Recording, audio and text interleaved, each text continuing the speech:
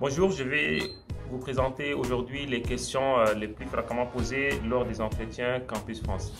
En général, tout au départ, au début de votre entretien, on vous demande de vous présenter. Donc, présentez-vous ou bien qui êtes-vous ou bien pourriez-vous vous présenter. Ce que vous allez faire, c'est de donner votre nom, votre prénom, votre niveau actuel et ce que vous comptez faire. Par exemple, je m'appelle Moustapha Ahmed Khalid, j'ai un bac série A et j'aimerais faire le droit en France.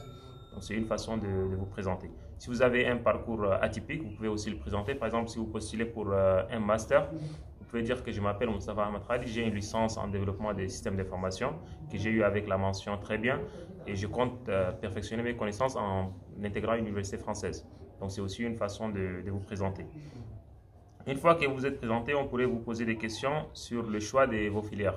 Comment est-ce que vous avez choisi vos formations? Vous pouvez parler de la réputation des universités. Par exemple, moi j'ai choisi mes formations en me basant sur la réputation des universités. Je me suis basé sur les classements de Shanghai, sur les classements de Obermetrics. Donc c'est des sites que je vais mettre dans la description de cette vidéo-là. Vous pouvez aussi dire que je me suis basé juste en consultant des amis qui sont en France et qui m'ont donné une idée sur les universités sur place. On pourrait aussi vous poser des questions sur les coûts de vie en France. Par exemple, comment est-ce que vous allez subvenir à vos besoins une fois en France? Donc, vous pouvez dire que c'est ma famille qui me prendra en charge. Elle va m'envoyer, je ne sais pas, 700 euros par mois. J'ai un grand frère qui est là, qui travaille et il m'a dit qu'il va me prendre en charge une fois en France. Ou bien si vous avez un cousin ou bien un grand frère qui est en France, ou bien si votre père se trouve là-bas aussi, vous pouvez dire que mon père travaille en France et il va me prendre en charge. Il faut savoir que le coût de vie en France, c'est environ 700 euros. Pour les visas, on vous demande 615 euros, mais en général, c'est 700 euros. Il faudra que vous sachiez cela. Vous ne dites pas que mes parents vont m'envoyer 50 000 francs CFA par mois. Donc, ça va pas marcher. On pourrait aussi vous poser des questions sur votre projet professionnel. Quel est votre projet professionnel? Là, ça veut dire qu'est-ce que vous comptez faire une fois que vous avez eu votre diplôme en France. Qu'est-ce que vous comptiez faire? Vous pourriez dire par exemple, après l'obtention de mon diplôme de Master 2 en droit des affaires, je compte créer un cabinet d'audit ou bien je sais pas, un cabinet de conseil, ainsi de suite, quoi. Donc, dites ce que vous comptez faire une fois que vous aurez votre diplôme. Si vous êtes informaticien, vous pouvez dire qu'une fois que j'aurai mon Master 2 en informatique, je compte créer une entreprise ou bien je compte intégrer un grand groupe français ou bien un grand groupe tchadien ou bien je compte revenir ici au Tchad pour développer l'informatique ici au Tchad. Dites ce que vous comptez faire une fois que vous aurez obtenu votre diplôme. Là, si on vous pose des questions sur votre projet professionnel. Parmi les questions qui sont les plus souvent posées, on pourrait vous demander si vous avez eu votre bac l'année passée, cette année vous ne faites rien du tout, ou si vous avez eu votre bac il y a de cela 2 ans, on pourrait vous demander pourquoi vous n'avez pas étudié durant des années ou bien qu'est-ce que vous avez fait il y a de cela 2 ans. Donc, pourquoi vous avez chômé, disons, 2 ans ou bien une année. Il faudra justifier cela. Donc, dites tout simplement ce que vous avez fait durant les 2 années ou bien durant le temps que vous avez passé sans rien faire. Si vous avez fait du commerce, dites-le. Si vous avez travaillé dans une association, dites-le. Si vous avez fait des études de langue, dites-le. Ne dites pas que je n'ai rien du tout fait, quoi. Il faudra justifier le temps que vous avez passé sans rien faire. Il faudra justifier cela. Quel est votre niveau d'anglais? Pourquoi on vous pose cette question? Parce que pour certaines formations auxquelles vous auriez postulé, il se pourrait que la langue anglaise est requise. Et là, on pourrait vous demander quel est votre niveau d'anglais.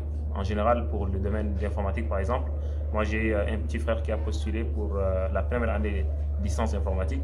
On lui a demandé son niveau en anglais. Pourquoi? Parce que cette université-là exigeait en fait le niveau d'anglais. Et donc, du coup, dès le départ, on lui a dit que tu ne peux pas être accepté parce que ton niveau d'anglais est néant. Donc, il ne pourrait pas être accepté dans cette formation-là. Donc, vérifiez avant de choisir les universités si l'anglais est requis ou non et si votre niveau d'anglais est bon ou non.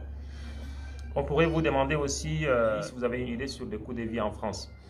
Le coût de vie en France, comme je l'ai dit, j'ai fait une vidéo. Vous allez trouver la vidéo dans la description de cette vidéo-là, le lien de la vidéo. C'est une vidéo complète dans laquelle j'ai expliqué le coût, par exemple, des logements, le prix d'un sandwich, le prix d'un café. J'ai expliqué les coûts des frais d'inscription, les coûts d'installation. Donc, c'est une vidéo complète. Vous pouvez regarder la vidéo et il y a pas mal de personnes qui m'ont posé des questions là-dessus. J'ai répondu à ces questions-là. Vous allez trouver la vidéo dans la description de cette vidéo-là. La 9e question, on pourrait vous demander qu'est-ce que vous comptiez faire après vos études. Est-ce que vous comptez revenir ici au Tchad? Est-ce que vous comptiez faire, je ne sais pas, continuer en France? Donc il faudra aussi répondre à cette question-là. En général, les gens disent qu'une fois que j'ai obtenu mon diplôme de master, j'aimerais rentrer ici au Tchad pour intégrer, je ne sais pas, une entreprise tchadienne ou bien pour créer ma propre entreprise. La dernière question, on vous demande si vous avez des questions. Donc, si vous avez des questions, n'hésitez pas à les poser. Ça donne plus de crédibilité à votre dossier, ça donne une importance, ça montre que vous êtes motivé et que vous comptiez vraiment aller en France et étudier. Donc, on vous demande est-ce que vous avez des questions à nous poser. Si vous n'avez pas de questions, vous pouvez dire tout simplement que pour le moment, je n'ai pas de questions. Si jamais j'ai eu des questions, je n'hésiterai pas à vous contacter. Donc, c'est une façon de sortir de cette question-là. J'espère que j'ai répondu à la plupart de vos questions. N'hésitez pas à poser vos questions si vous en avez dans les commentaires de cette vidéo-là. Ici, c'est Codemasta et à la prochaine. Ciao!